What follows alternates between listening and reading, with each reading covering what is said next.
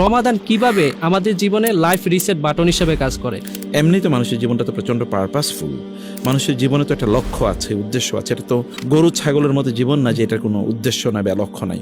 নিশ্চয়ই একটা লক্ষ্য উদ্দেশ্য আছে। সেই লক্ষ্য উদ্দেশ্য পানে আমরা আসলে ধাবিত হতে পারি না, পেছন থেকে কি যেন আমাদেরকে টেনে ধরে। তো যখন রমাদান আসে, জীবনের আবার সেই গতিটা আমরা খুঁজে পাই, লক্ষ্য আমরা খুঁজে পাই, আমাদের আইডেন্টিটি আমরা খুঁজে পাই, অথবা যে উদ্দেশ্যে আল্লাহ তাআলা আমাদেরকে তৈরি করেছেন সেটা আবার নতুন করে আমরা খুঁজে পাই।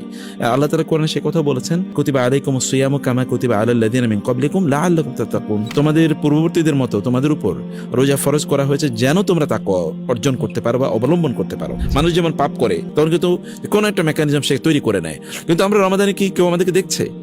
আল্লাহ ছাড়া কেউ কি আমাদেরকে কোনো সুপারভিশন করছে? কেউ রেকর্ড করে না, কেউ জিজ্ঞাসা করে না।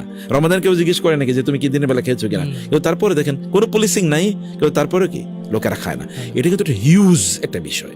এটাকেই যদি মানুষ ক্যাপিটালাইজ করে না, যদি রমাদানের পরে এটাকে লোকেরা ধরে রাখে, তাইলে মানুষের গোটা জীবন পরিবর্তন হয়ে যেতে পারে। তো ফলে রমাদান তো আসলে একটা রিসেটিং, আমাদেরকে আবার আল্লাহ সুবহানাহু ওয়া তাআলার পথে একেবারে নিয়ে আসে। কিন্তু আমরা যদি কাজগুলো পারপাসফুলি করি, যদি আমরা বুঝে শুনে করি যে না এই কাজগুলো আমি এই উদ্দেশ্যে করছি। আদারওয়াইজ ফাস্টিং আর অন্যান্য ধর্মের লোকজনের উপবাসের মধ্যে পার্থক্য কি? হিন্দুরাও কিন্তু উপবাস থাকে, খ্রিস্টান এবং ইহুদিরা তারাও কিন্তু ফাস্টিং করে। তাহলে আমাদের ফাস্টিং আর তাদের ফাস্টিং এর মধ্যে পার্থক্য আছে।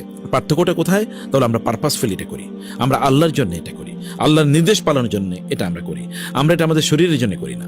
বলছি যে এটা শারীরিক হয়তো অনেক উপকার আছে বটে, কিন্তু আমরা কি শরীরের উপকারের জন্য করি? না, আমাদের আত্মার উন্নয়নের জন্য করি।